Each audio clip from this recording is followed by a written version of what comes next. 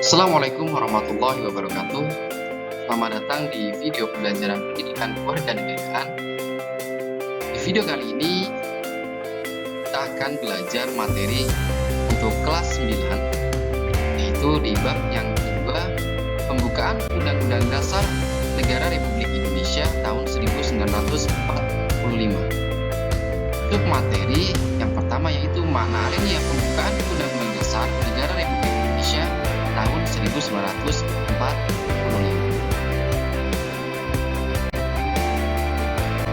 Sebelum saya membacakan tujuan pembelajaran di video kali ini, mari kita amati atau perhatikan foto atau gambar yang ada di layar kalian.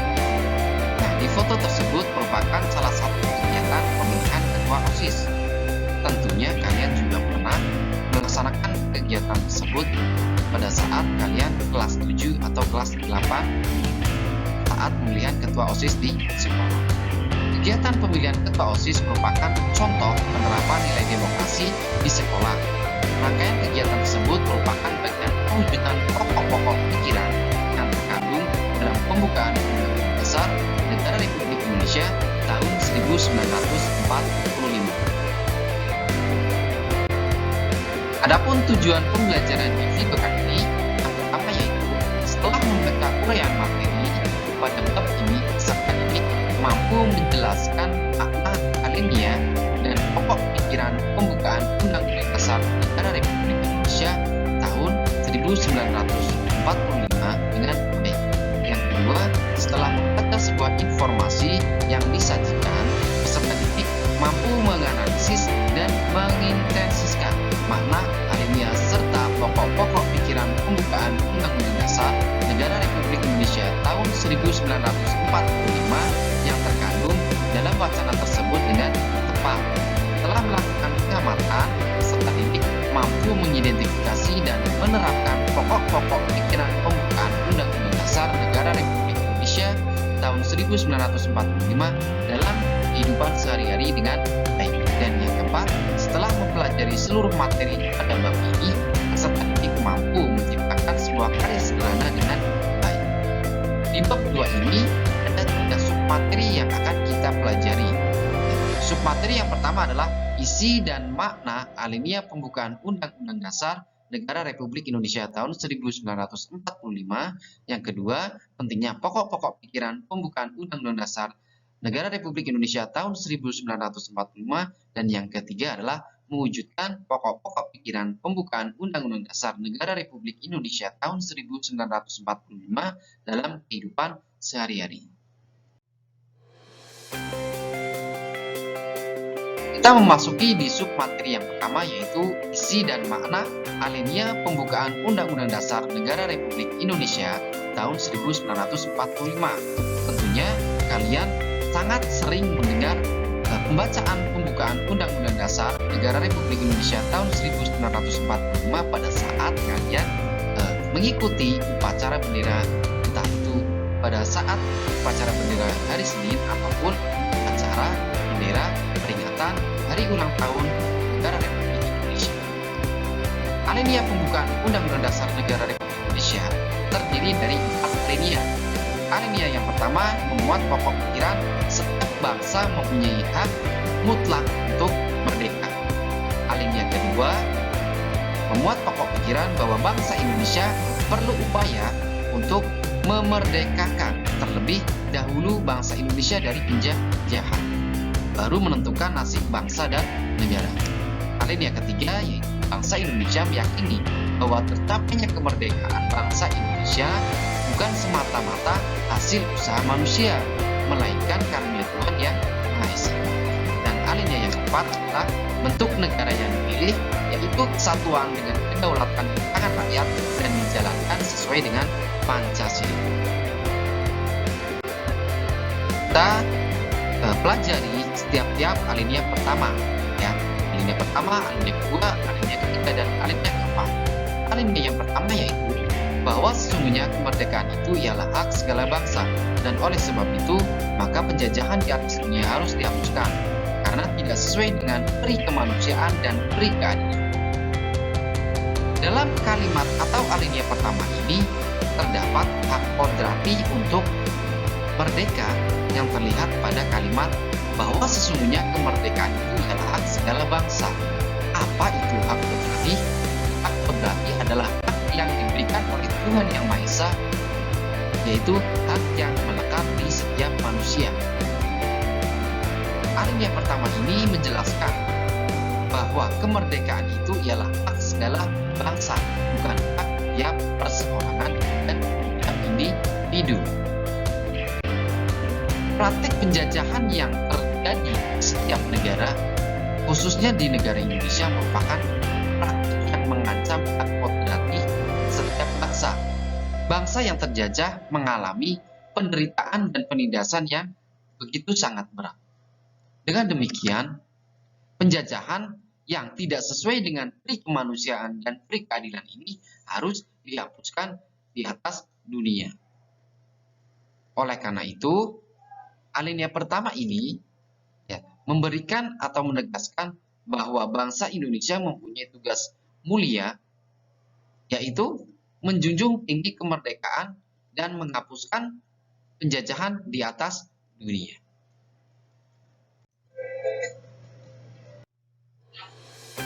Selanjutnya adalah alinea yang kedua. Alinea kedua berisi, dan perjuangan pergerakan kemerdekaan Indonesia telah sampailah kepada saat yang berbahagia, dengan selamat sentosa mengantarkan rakyat Indonesia ke depan pintu gerbang kemerdekaan negara Indonesia yang merdeka, bersatu, berdaulat, adil, dan makmur. Ada kalimat atau kata bersatu, berdaulat, adil, dan makmur. Bersatu adalah tiap warga negara muncul kebulatan tekad menunjukkan cita-cita bersama. Berdaulat, bahwa bangsa Indonesia ada kebebasan atau warga Indonesia ada kebebasan menentukan tujuan dan nasibnya sendiri dengan kekuatan dan kekuasaan sendiri sederajat dengan bangsa lain. Dan yang ketiga, adil. Warga negara Indonesia mengharapkan terwujudnya keadilan antar warga negara serta kesamaan hak dan kewajiban tanpa memandang status sosial. Dan yang terakhir adalah makmur, artinya terpenuhi kebutuhan warga negara Indonesia.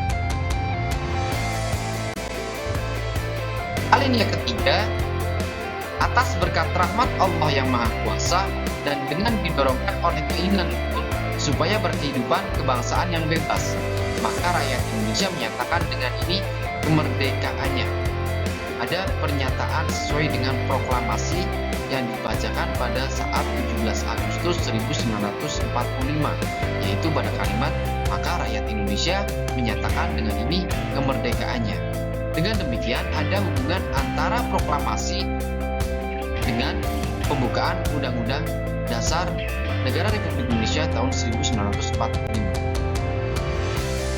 Di alinea ketiga ini mempunyai makna bahwa kemerdekaan Indonesia ini tidak sesuai atau tidak hanya diperjuangkan oleh bangsa Indonesia, akan tetapi ada rahmat yang diberikan oleh Tuhan Yang Maha Esa.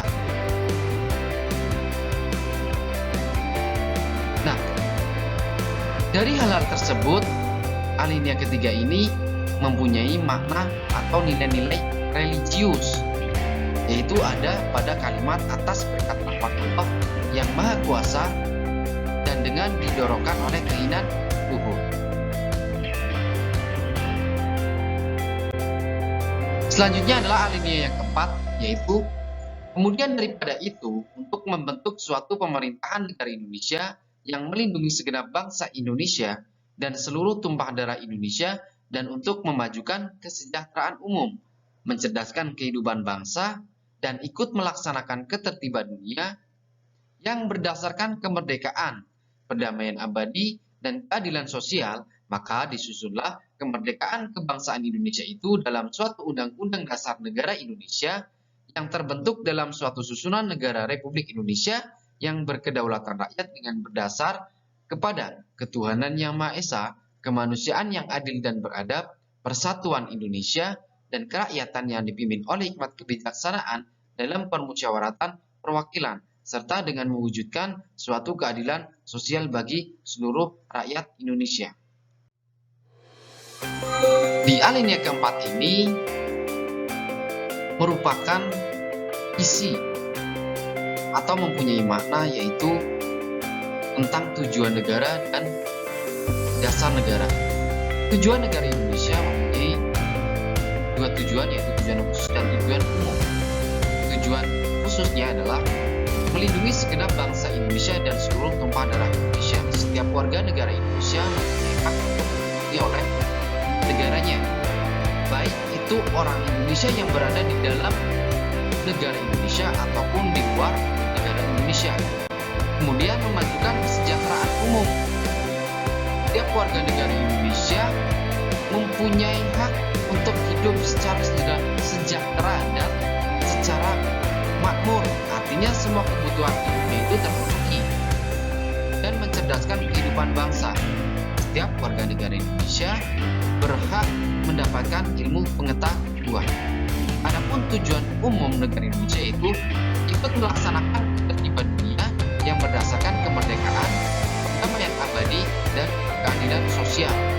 Nah, bagaimana cara negara Indonesia dalam ikut melaksanakan ketertiban dunia atau mewujudkan kemerdekaan dunia? Di sini, salah satu contohnya adalah Indonesia dengan cara mengirimkan Tentara Nasional Indonesia ke berbagai negara yang sedang mengalami konflik. Itu contohnya Tentara Nasional Indonesia yang dikirim ke perbatasan negara Palestina dengan Israel dengan misi perdamaian negara kedua tersebut. Selanjutnya di alinea keempat ini juga ada dasar negara, yaitu dasar negara Pancasila dari sila ke-1 sampai sila ke-5. Ketuhanan yang Maha Esa, kemanusiaan yang adil dan beradab, persatuan Indonesia, kerakyatan yang dipimpin oleh hikmat kebijaksanaan dalam permusyawaratan perwakilan, dan keadilan sosial bagi seluruh rakyat Indonesia. Oke, demikian materi yang bisa saya sampaikan dalam video pembelajaran kali ini. Semoga apa yang kita pelajari di video ini bisa bermanfaat dan tentunya bisa dilaksanakan atau diterapkan dalam kehidupan sehari-hari. Jangan lupa subscribe channel Umami Edu ini agar bisa berkembang dan maju lebih baik. Saya akhiri, assalamualaikum warahmatullahi wabarakatuh.